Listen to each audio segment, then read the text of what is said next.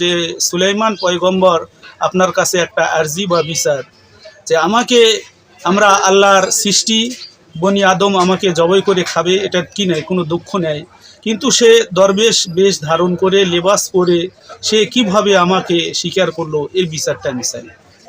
আল্লাহর নবী বলেন যে দুনিয়ার ভিতরে উৎকৃষ্ট আলেম, দুনিয়ার ভিতরে নিকৃষ্ট আলেম। হাদিসের ভিতরে আরও আছে, আল্লাহর পয়গম্বর বলেন যে আল্লাহ পাক রব্বুল আলামিন জান্নাত উদ্বোধন করবেন উলামায়ে কেরামদের দ্বারা। আবার হাদিস এও আছে যে আল্লাহ পাক জাহান্নাম উদ্বোধন করবেন একদল নামধারী আলেমদের দ্বারা। তাহলে আমরা এই হাদিস থেকে এটাই বুঝলাম যে উৎকৃষ্ট আলেম যারা, তারাই কি আল্লাহর জান্নাত উদ্বোধন করবে। আর দুনিয়ার ভিতরে যারা নিকৃষ্ট, যারা ধোঁকাবাজ, তারা আল্লাহর জাহান্নাম উদ্বোধন করবে। আল্লাহর নবীজি বলেন মানগস সানা ফালাইসা মিন্না, যে মানুষকে ধোঁকা দেয় সে নবীর উম্মত নয়, যে মানুষকে ধোঁকা দেয় সে নবীর উম্মত নয়। যে পয়গম্বর সুলাইমান আলাইহিস সালামের সময় একজন হুজুর বেশ ধারণ করে, মাথায় টুপি, গায়ে জুব্বা পাঞ্জাবি পরে সে যখন কি করলো, বন জঙ্গলে গেল, জঙ্গলে চলে গেল। মোট কথা, জঙ্গলে যাওয়ার পরে জঙ্গলে একটা গাছে দুইটা পাখি ছিল। দুইটা পাখি যখন ছিল তখন একজন পাখি বলল, চল তাড়াতাড়ি, হুজুর দরবেশ বেশে একজন আসতেছে, হতে পারে এর ভিতরেও কি শয়তানি থাকতে পারে। তখন এক পাখি বলল যে না, হুজুর কোনোদিন খারাপ হয় না। ঠিক যে পাখিটা বলল যে হুজুরদের ভিতরে কি আছে, খারাপই আছে বা ফিতনার ভয় আছে, তখন ওই পাখিটা উড়ে চলে গেল। কিন্তু হুজুর বেশ ধারণকারী যে লোকটি দরবেশ টাইপের, তিনি যখন সামনে আসলেন, আসার সঙ্গে সঙ্গে পকেট থেকে তীর ধনুক বাহির করে ওই পাখিকে শিকার করলেন। পাখিটির পা যখন ভেঙে গেল তখন নবীজি সুলাইমানের কাছে গেলেন।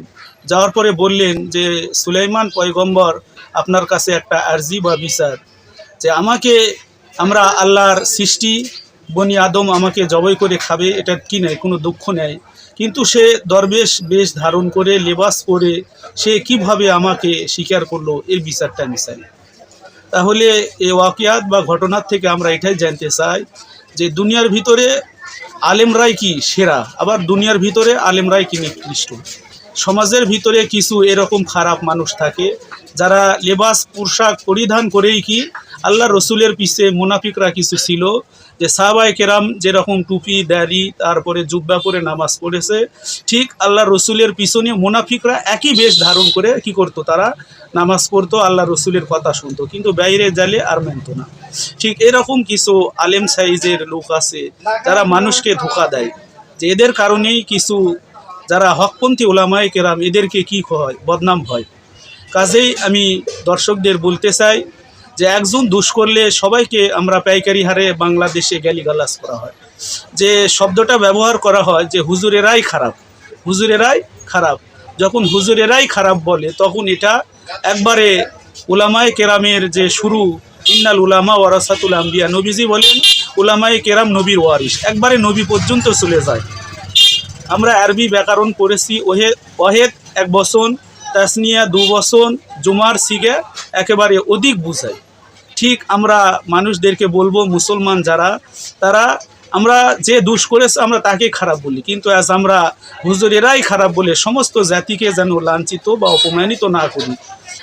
আর যে দোষ করেছে প্রকৃত, তাকে আমরা চাই সে যেন কি হয়, তার প্রাপ্য বিচার যেন আল্লাহ দুনিয়াতে দেখায়। আমরা তার বিচার দাবি করি দুনিয়ার মানুষের কাছে, প্লাস আল্লাহর কাছে বিচার দাবি করি।